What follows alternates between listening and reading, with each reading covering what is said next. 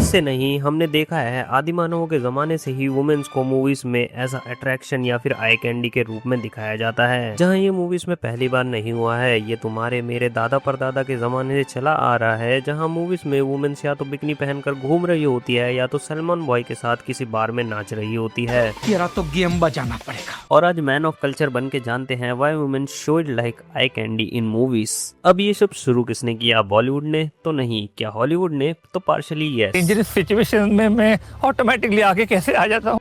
लेकिन इसकी रूट्स और भी पुरानी हैं। 90s के अर्ली सिनेमा में एक्ट्रेस स्क्रीन गॉडेस के रूप में मार्केट की जाती थी। अब क्योंकि उस समय फिल्म साइलेंट हुआ करती थी, तो फिल्म मेकर एक्टर के एक्सप्रेशन और उसके लुक पर ज्यादा फोकस करते थे। और इसी समय एक्ट्रेसेस को as a eye candy movies में दिखाना स्टार्ट हो चुका था, जहाँ पे हमें चाइल्ड ब्राइड और सेक्स मैडनेस जैसी मूवी देखने को मिली, जो तुम्हें थिएटर में कम और पेन ड्राइव में ज्यादा दिखेगी।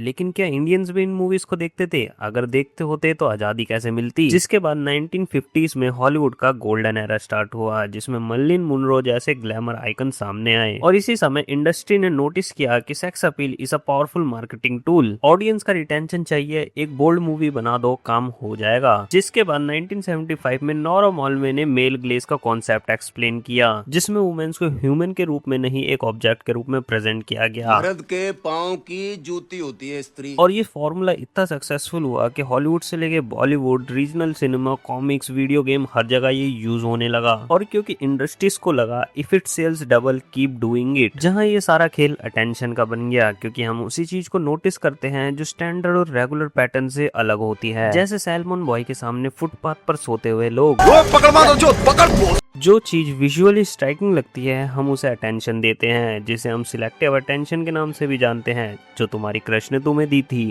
उठा के पटकूंगा, उठा के पटकूंगा।